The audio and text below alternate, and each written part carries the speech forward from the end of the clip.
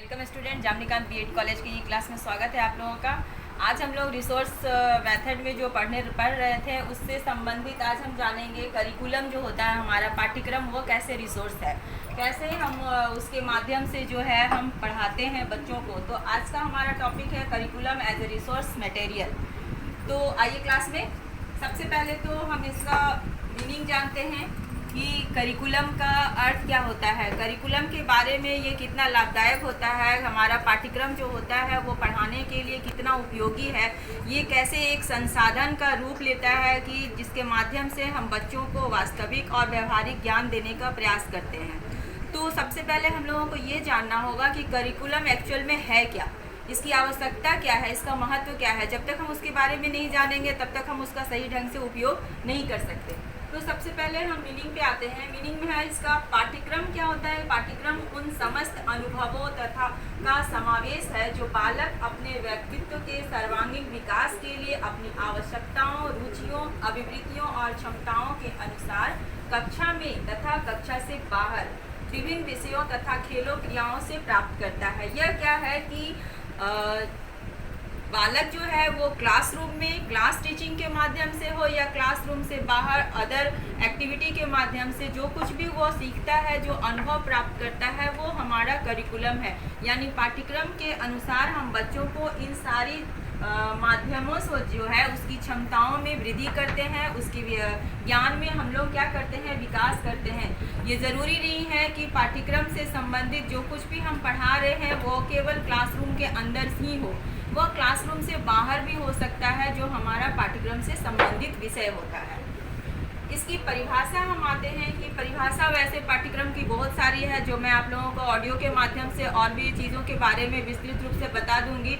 Short में आप लोगों को दो परिभाषाएं मैं देने जा रही हूँ आज की क्लास में। सबसे पहला है जॉन डेवी के अनुसार जो है, हमेशा परिभाषा को लिखने से एक बात हमेशा याद रखिएगा कि जब भी आप परिभाषा लिखिए उसे इन्वर्टेड कोमा के अंदर लिखेंगे।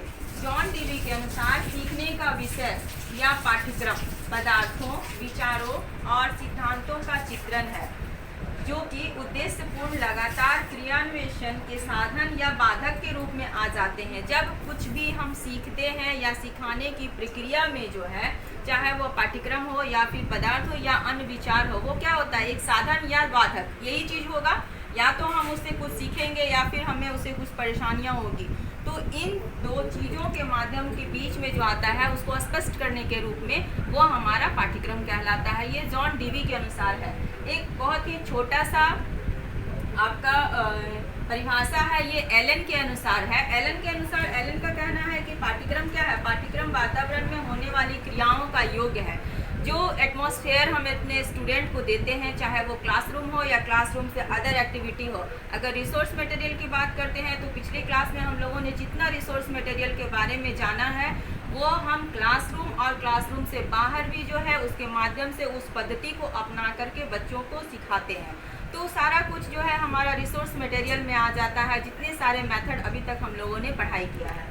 तो क्या है कि वातावरण में होने वाली क्रिया, चाहे वो क्लासरूम हो या क्लासरूम से बाहर का वातावरण हो, उसमें जब बच्चे क्रिया करके कुछ सीखते हैं वो हमारा पाठ्यक्रम है। यानी सीखने का कोई भी प्रक्रिया हो वो हमारा करिकुलम के अंतर्गत आता है। आते हैं इसकी आवश्यकता एवं महत्व। बिना किसी इम्पोर्टेंस के, बिना किसी उद्देश्य के हम किसी भी चीज़ को नहीं करते। यानी शिक्षा देने से पहले भी हमें उद्देश्य निर्धारित करना पड़ता है कि हम बच्चों को क्या शिक्षा देना चाहते हैं और वो जो भी पढ़ा रहे हैं उसका उद्देश्य क्या है। पर्टिकुलर शिक्षा का उद्देश्य अलग होता है, टॉपिक का उद्देश्य अलग होता है, जो भी बुलेट हम पढ़ा रहे हैं उस बुलेट का भी उद्देश्य अपना एक अलग होता है, जो कि हम लेसन प्लान के अंतर्गत उसको डिस्क्राइब करते हैं। तो सबसे पहले हम इसका इम्पोर्टेंस पे आते हैं कि इसका नीड्स एंड इम्पोर्टेंस क्या है, क्या आवश्यकताएं है कि हम पाठ्यक्रम को यूज़ करेंगे। ठीक है, तो सबसे पहला है कि समय एवं शक्ति का सदुपयोग होता है। टीचर्स जब पाठ्यक्रम का निर्माण करते हैं तो उनको जो है वो समय भी कम लगता है और परिश्रम भी कम करना पड़ता है। नेक्स्ट है आपका शिक्षा का समान स्तर। शिक्षा का समान स्तर से पाठ्यक्रम में सुविधा होती है। ओवरऑल अगर हम ये मान लें कि माध्यमिक स्तर पे जो है वो शिक्षा का का लेवल एक होगा तो कहीं भी हम पढ़ाएंगे तो हमारा जो पाठ्यक्रम है वो एक ही होगा, चाहे हम एक स्कूल में पढ़ाएं या दूसरे स्कूल में पढ़ाएं। अगर हम 6 स्टैंडर्ड को पढ़ा रहे हैं तो 6 स्टैंडर्ड का जो भी सिलेबस होगा, जो भी पाठ्यक्रम होगा, वो सभी स्कूल में एक होगा। तो इक्वल होने से क्या होता है, टीचर्स को सुविधा होती है पढ़ाने में। नेक्स्ट है आपको कि शिक्षा के उद्देश्यों में सहायक। पाठ्यक्रम निर्माण से क्या होता है कि शिक्षा के जो इस उद्देश्य को लेकर के हम चलते हैं वो उसमें सहायक होता है पाठ्यक्रम। पाठ्यक्रम से हम लोगों को ये पता चलता है कि हमको किस लेवल के स्टूडेंट को कितनी मात्रा में और किन पद्धतियों से शिक्षा देना है। पिछले क्लास में हम लोगों ने डिस्कशन किया था कि जैसे हम स्टोरी टेलिंग मेथड को लेते हैं तो स्टोरी टेलिंग मेथड को जो है हम हायर लेवल में अप्लाई नहीं कर सकते और लेक्चर मेथड को हम लोग जो है वो प्राइमरी लेवल पे अप्लाई नहीं कर सकते। तो इस तरह से जो है हम लोगों को जो है हमें शिक्षा के जो है वो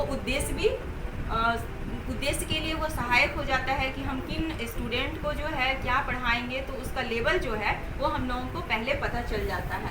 शिक्षा प्रक्रिया में सहायक, पाठ्यक्रम में जो है हम लोगों को हम कौन सा टेक्निक अपना रहे हैं, कौन सा टूल्स अपना रहे हैं, कौन सा मेथड अपना रहे हैं, उन सब चीज़ में जो है पाठ्यक्रम काफ़ी सहायक होता है। हम लोगों को पहले ही पता होता है कि हमें किन माध्यमों से बच्चों को शिक्षित करना है। नेक्स्ट है आपका छात्रों की मनोवैज्ञानिक आवश्यकताओं की पूर्ति।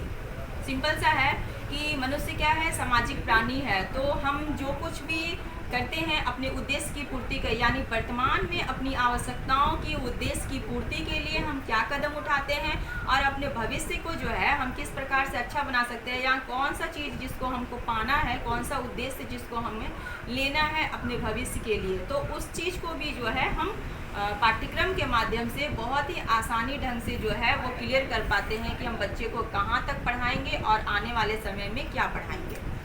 नेक्स्ट है आपका मूल्यांकन में सुविधा। हम जो क्लास में पढ़ाते हैं उसको पढ़ाने के बाद सबसे मोस्ट इम्पॉर्टेंट पार्ट होता है हमारा टीचिंग का कि इवैल्यूएशन हम बच्चों का करते हैं। इवैल्यूएशन करने के लिए जो है ये पाठ्यक्रम काफ़ी महत्वपूर्ण होता है। पाठ्यक्रम में सारा कुछ हमें जो है वो दिया गया रहता है कि हमें कितना पढ़ाना है, किस तरह से पढ़ाना है, किस लेवल में जो है किस चीज़ को बताना उचित है, किस चीज़ को बताना अनुचित है। हम बच्चों के लेवल के आधार पे जो है उतना ही ज्ञान देते हैं और जब हम बच्चों को उस तरीक़ा से पढ़ाते हैं तो हमें इवैल्यूएशन करने में काफ़ी सुविधा होती है। तो आज के क्लास में हम इतना ही पढ़ा रहे हैं, नेक्स्ट क्लास में इस पे और आगे चर्चा करेंगे। आज के क्लास में इतना ही, थैंक यू।